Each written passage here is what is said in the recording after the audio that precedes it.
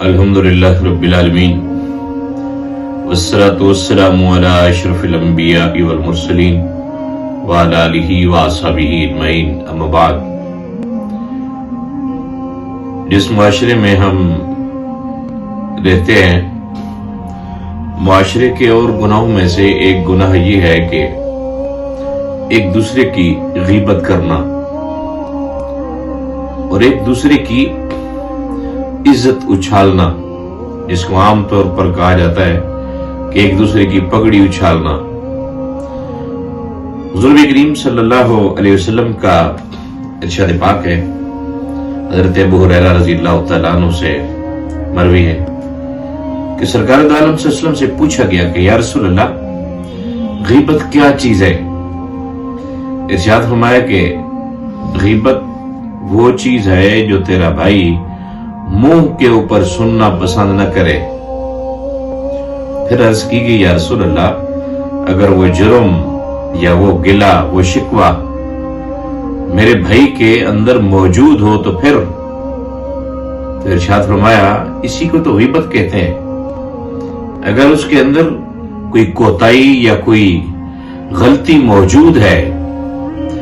بجائے اس کے کہ آپ اس کو سمجھائیں، آپ اس کے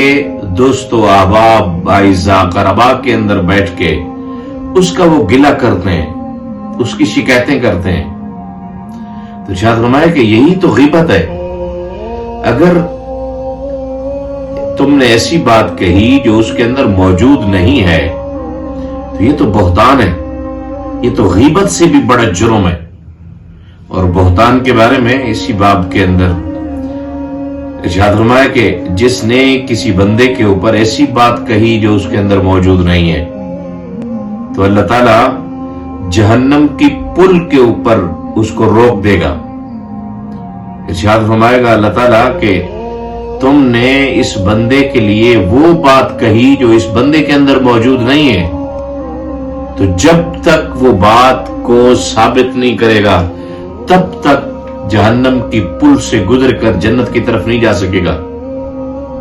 میرے بھائیو، یہ دو باتیں حدیث پاک کے اندر ہمیں سمجھنی کہ غیبت کرنا اور کسی کے اوپر خواہ مخواہ کا الزام لگا دینا۔ ہم لوگوں کے اندر یہ عام طور پر بات پائی جاتی ہے کہ اگر ہمارے چند دوست بھی ہوں نا، جن کو ہم لنگوٹیے دوست کہتے ہیں، کہ اگر کسی ٹرپ کے اوپر جا رہے ہوں یا کسی سیر سپاٹے کی پارٹی ہو، اگر ان میں سے ایک دوست نہ جائے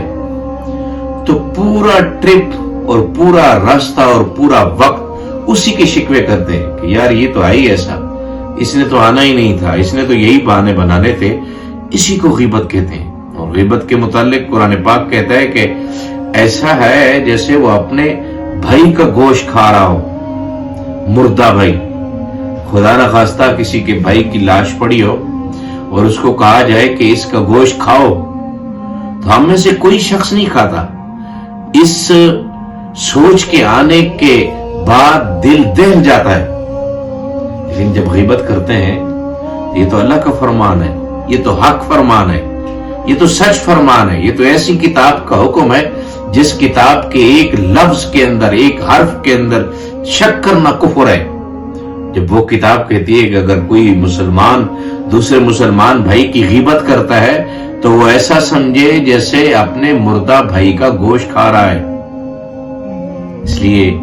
غیبت کرنا چھوڑیے۔ رسول پاک صلی اللہ علیہ وسلم غیبت سے ہمیشہ منع کر دیتا ہے۔ غیبت و اشد من الزنا کے ارشاد بھی موجود ہے کہ غیبت زنا سے بھی برا گناہ ہے، کیونکہ غیبت کسی کی عزت اچھالنا، اور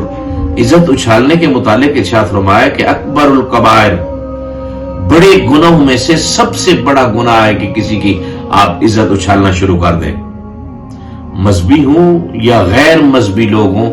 ہم لوگ تحقیق کے بغیر جس کے پیچھے پڑتے ہیں پڑ ہی جاتے ہیں، اس کی اچھائی ہمارے سامنے بیان نہیں ہوتی۔ ہم جہان دنیا کی ساری برائیاں اکٹھی کر کے اسی شخص کی طرف موڑ دیتے ہیں، کہتے یہ برائی بھی اس کے اندر موجود ہے اور یہ برائی بھی اس کے اندر موجود ہے۔ جب ہم رسول خدا اور حضور نبی کریم صلی اللہ علیہ وسلم اور اللہ کے سامنے جائیں گے اور اللہ تعالیٰ نے پوچھ لیا کہ میں نے تم نے ان لوگوں کی گناہوں کے اوپر گواہ بنا کے نہیں بھیجا تھا؟ تم تو نیکیوں کے گواہ بنتے،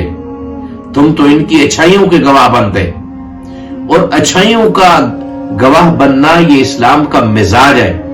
اور حضور نبی کریم صلی اللہ علیہ وسلم کا بھی مزاج یہی ہے۔ آپ صلی اللہ علیہ وسلم کے سامنے اگر کوئی غلطی کر کے آتا تھا تو سرکار دو عالم صلی اللہ علیہ وسلم اس کی غلطی سنتے نہیں تھے، اپنا رخ انور دوسری طرف موڑ دیتے تھے۔ پھر وہ غلام آتا، پھر عرض کرتا کہ یا رسول اللہ مجھ سے غلطی ہوئی، پھر وہ غلام اس طرف آتا، یا رسول اللہ مجھ سے غلطی ہوئی، پھر حد جاری فرماتے تھے۔ اور حضور نبی کریم صلی اللہ علیہ وسلم کے اس ارشاد کے مطابق جو شخص کسی اپنے مسلمان بھائی کی عزت بچاتا ہے،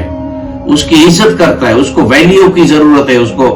ویلیو دیتا ہے، ڈی ویلیو نہیں کرتا، اللہ تعالیٰ جب تک یہ مسلمان کی عزت کرتا رہے گا، اللہ تعالیٰ اس شخص کی ایسی جگہ کے اوپر عزت کروائے گا لوگوں سے جہاں اس کو عزت کی ضرورت ہوگی۔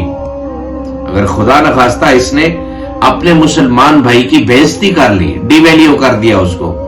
کو عزت کی ضرورت تھی لیکن اس نے اس کی عزت اچھالی، بجائے تعریف کے اس کی شکایتیں کرتا رہا، اللہ تعالیٰ اس کو اپنے گھر کے اندر آبرو باختہ کر دے گا۔ اللہ تعالیٰ